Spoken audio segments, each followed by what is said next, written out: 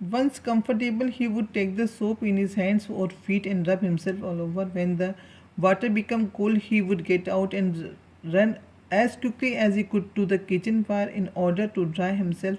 If anyone laughed at him during this performance, Toto's feelings would be hurt and he would refuse to go on with his bath. One day, Toto nearly succeeded in boiling himself alive.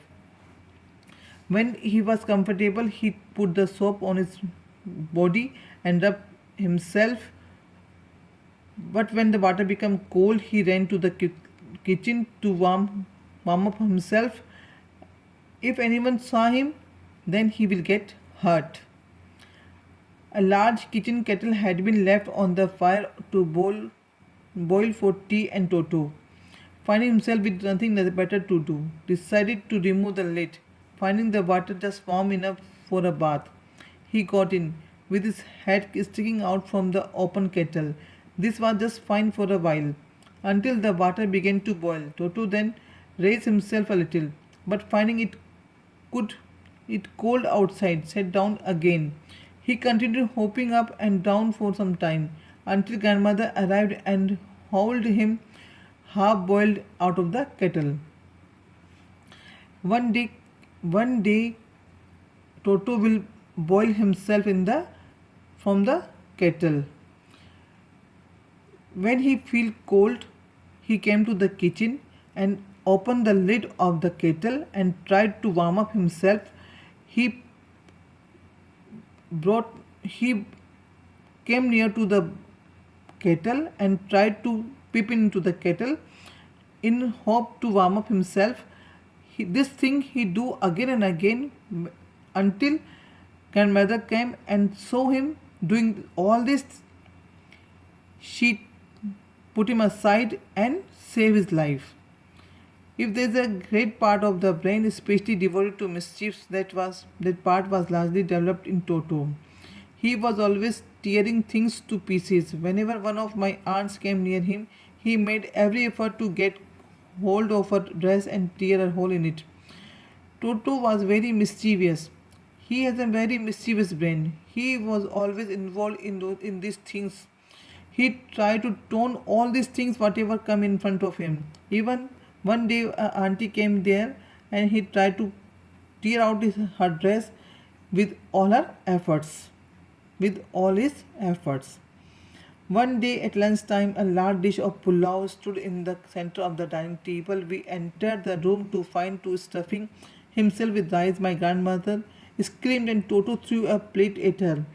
One of my aunts rushed forwards and received a glass of water in the face. When grandfather arrived, Toto picked up the dish of pulao and made his exit through a window. We found him in the branches of the jackfruit tree. The dish still in his arms.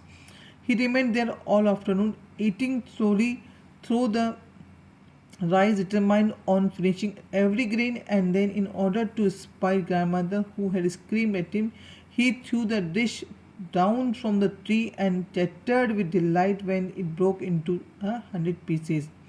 One day at lunchtime, when a dish of pulao was made, everyone was on the dining table to take lunch.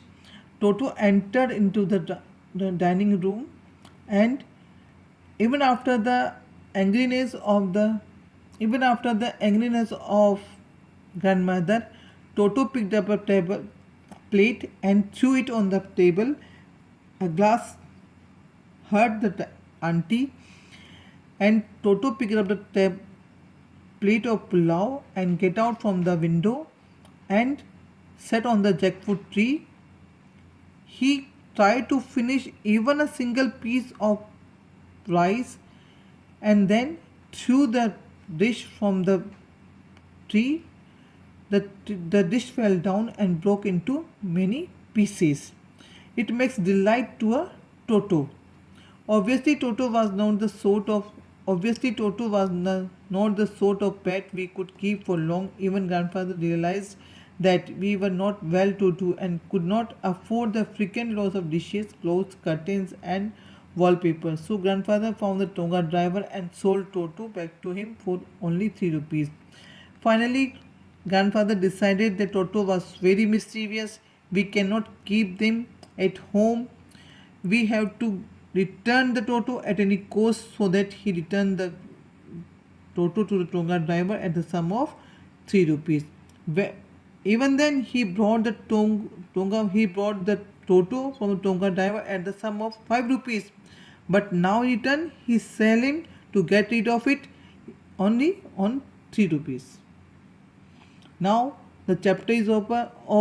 I hope you all understood the chapter.